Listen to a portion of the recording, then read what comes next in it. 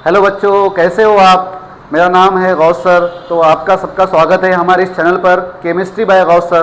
तो बच्चों, जैसा कि हमने इससे पहले भी कुछ बेसिक चीज़ें सीखी है केमिस्ट्री के रिगार्डिंग, तो आज भी हम न्यू टॉपिक के साथ में कुछ देखते हैं। देखो बच्चों, केमिस्ट्री के अंदर हम कोई भी अगर आपके कंपाउंड है, कोई भी आपके मॉलिक्यूल है, उसको रिप्रेजेंट कैसे किया जाता है, तो हम उसका डिस्कशन करेंगे। तो चलो बढ़ते हैं टॉपिक की तरफ। Representation of organic compounds, representation of organic compound. जो आपके कंपाउंड्स होते हैं, जो मॉलिक्यूल्स होते हैं, उसको रिप्रेजेंट किस तरीके से करना चाहिए हम देखने वाले हैं। तो देखो बच्चों, सबसे पहले हम जानते हैं कि यहाँ पर जो आपके स्टेप बाय स्टेप हम समझेंगे। सबसे पहले होता है आपका मॉलिकुलर फार्मूला। सबसे पहले होता है आपका मॉलिकुलर फार्मूला। इसी को हम इस शॉर्ट फॉर्म में MF ऐसा भी लिखते हैं। देन होता है आपका स्ट्रक्चरल फार्मूला। देन होता है आपका कंडेंस फार्मूला। देन होता है आपका बॉन्ड लाइन फार्मूला। इसी बॉन्ड लाइन फार्मूले को जिगजैग फार्मूला भी कहा जाता है। तो देखो बच्चों, अब कोई भी आपका ऑर्गेनिक कंपाउंड है, समझते हैं उसको किस तरीके से रिप्रेजेंट किया जाता है। सबसे पहले देखेंगे हम मॉलिकुलर फार्मूले के रिगार्डिंग। मान लो फॉर एग्जांपल आपका एक मॉलिक्यूल है, देखेंगे हम वन बाय वन।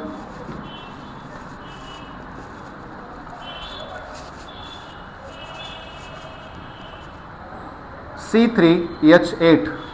देखो बच्चों, C3H8। अब इस C3H8 की बात करेंगे, इससे पहले बेसिक देखेंगे हम C2H6।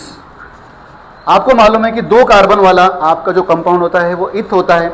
अगर यहाँ पर हम देखेंगे C2H6 है, मतलब ये आपका जितने कार्बन है हाइड्रोजन उसके ट्वाइस रहकर +2 है, दैट इज आपका CnH2n+2 है। तो ये आपका एक अल्केन कंपाउंड है, दैट इज आपका ये इथेन है। अब इसी कंपाउंड को अगर हम रिप्रेजेंट करेंगे, ये आपका अदर कंपाउंड भी हो सकता है। डायरेक्टली अगर हम देखेंगे तो आगे जाकर हमको इजीली मालूम नहीं पड़ता है कि मॉलिकुलर फार्मूले से वो कंपाउंड आपका कौन सा है। तो हम अगर आपको मॉलिकुलर फार्मूला अगर ऐसा दिया वाला है, तो उसको हमें स्ट्रक्चरल फॉर्म, कंडेंस फॉर्म और बॉन्ड लाइन फॉर्म में कैसे रिप्रेजेंट करना है, ये हम डिस्कस करेंगे। अगर स्ट्रक्चरल फॉर्म की बात करेंगे तो यहाँ पर कितने कार्बन है बच्चों? 2 कार्बन है। और हाइड्रोजन कितने हैं? 6 है। पहले वाले कार्बन के साथ में 3 हाइड्रोजन। अब इस कार्बन ने यहाँ पर 1 बॉन्ड फॉर्म किया, इसलिए यहाँ पर ये 3 बॉन्ड अदर फॉर्म करेगा। इसी तरीके से इस कार्बन ने 1 बॉन्ड फॉर्म किया, मतलब ये अदर 3 बॉन्ड फॉर्म करेगा। ये होता है आपका स्ट्रक्चरल फार्मूला। देन हम देखेंगे कंडेंस फार्मूला। अब कंडेंस फार्मूले में क्या करना है, थोड़ा सा उसको कंडेंस करना है, कॉम्प्रेस करना है। अब इसको कैसे लिखेंगे? पहले वाले कार्बन से कितने हाइड्रोजन ज्वाइन है? 3 है। और दूसरे वाले कार्बन से कितने हैं? 3 है। इन दोनों के बीच में बॉन्ड कौन सा है? सिंगल बॉन्ड है। ये हो गया आपका कंडेंस फार्मूला। अब अगर हम बात करेंगे जिगजैग फार्मूला या बॉन्ड लाइन फार्मूले की, तो आपको क्या करना है, यहाँ पर इस तरीके से आपको जस्ट आपकी ये एक लाइन, आपको यहाँ पर ये पॉइंट एक कार्बन बता रहा है और ये पॉइंट आपको एक कार्बन बता रहा है। आपको कार्बन और हाइड्रोजन को अपने मन की आंखों से देखना है, जो कि जिगजैग और बॉन्ड लाइन फार्मूले में आपको कार्बन और हाइड्रोजन को नोट डाउन नहीं करना है। ठीक है, शार्प पॉइंट निकालना है जिसके जरिए से आपको कार्बन यूनिट हो। अब देखेंगे नेक्स्ट एग्जांपल C3H8। ये आपका प्रोपेन है। अब यहां पर कितने कार्बन है? 3 कार्बन है। ये हो गए आपके 3 कार्बन।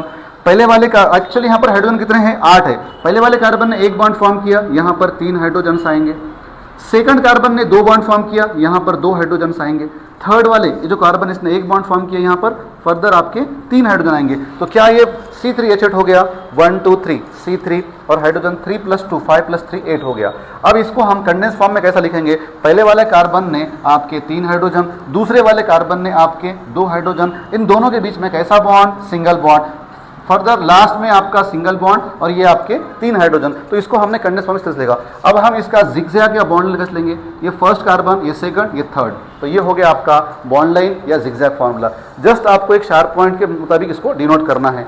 ठीक है, तो अब हम देखेंगे, ये तो हो गया सिंगल बॉन्ड के रिगार्डिंग। अब अगर कोई डबल बॉन्ड का कंपाउंड आ जाए, जैसा कि अगर हम देखेंगे C3H6, ये होता है आपका प्रोपीन। देखो बच्चों, यहां पर 3 कार्बन है और हाइड्रोजन कितने हैं? 6 है। अब इस कार्बन ने 1 बॉन्ड फॉर्म किया है, तो ये आपके 3 बॉन्ड। अगर हम देखेंगे तो यहाँ पर आपका ये अल्कीन है, और आपके हाइड्रोजन 6 है तो यहाँ पर एटलीस्ट 1 क्या रहेगा, डबल बॉन्ड रहेगा। अब इस कार्बन ने 2 और एक 3 बॉन्ड फॉर्म किया तो यहाँ पर एक हाइड्रोजन आएगा। इस कार्बन ने 2 बॉन्ड फॉर्म किया है और 2 हाइड्रोजन आएंगे। तो इस तरीके से हम इसको C3H8 को C3H6 को लिख सकते हैं। अब इसका कंडेंस फार्मूला क्या होगा, सेम जो हमने ऊपर ट्रिक देखी है। पहले वाले कार्बन ने आपके 3 हाइड्रोजन, पहले और दूसरे कार्बन के अंदर सिंगल, देन आपका यहाँ पर ये हाइड्रोजन इसके साथ, और फर्दर सेकंड और थर्ड के अंदर जैसा कि हम देखेंगे यहाँ पर आपका डबल बॉन्ड और आपका CH2। ये हो गया आपका कंडेंस फार्मूला।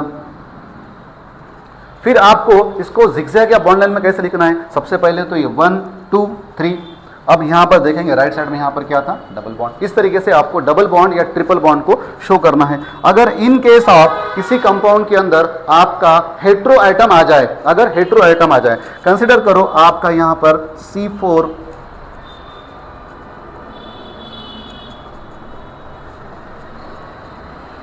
C4 देन आपका H11 और आपका ऑक्सीजन, ठीक है। देखेंगे सबसे पहले, अब हम क्या करेंगे यहाँ पर, इसका पहले स्ट्रक्चरल फार्मूला बनाएंगे। ये आपका कार्बन, ये आपका कार्बन, ये आपका कार्बन, ये आपका कार्बन। यहाँ पर कितने कार्बन थे, 4 थे। फर्दर आपका यहाँ पर क्या रहेगा, आपका फर्दर आपके हाइड्रोजन कितने रहेंगे, 11, और यहाँ पर क्या है आपका ऑक्सीजन। तो हम इसको लिखेंगे ये आपका OH। इस कार्बन ने एक बॉन्ड फॉर्म किया है और यहाँ पर एक बॉन्ड फॉर्म किया है, यहाँ पर और क्या आएंगे, 2 हाइड्रोजन आएंगे। उसी तरीके से इस कार्बन ने भी आपके 2 बॉन्ड फॉर्म किए, 2 हाइड्रोजन आएंगे। इस कार्बन ने भी आपके 2 बॉन्ड फॉर्म किए, 2 हाइड्रोजन आएंगे। इस कार्बन ने एक किया है तो यहाँ पर 3 आएंगे।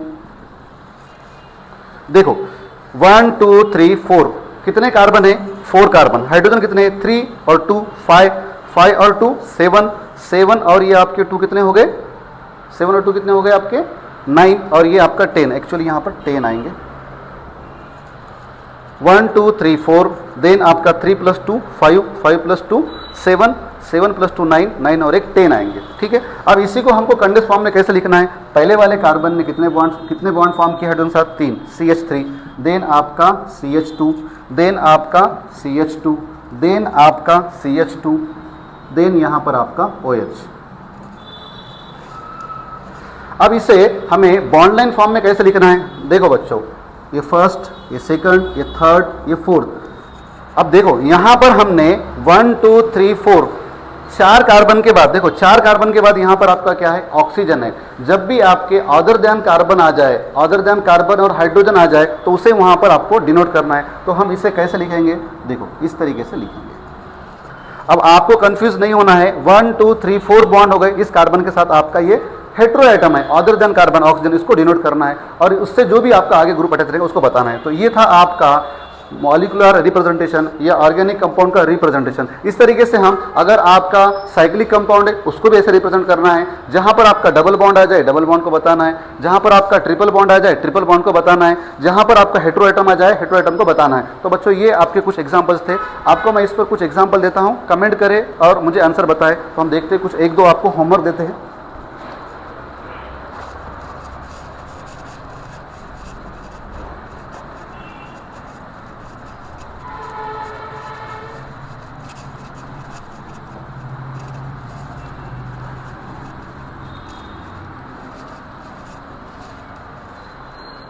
तो बच्चों आपको बताना है C5H12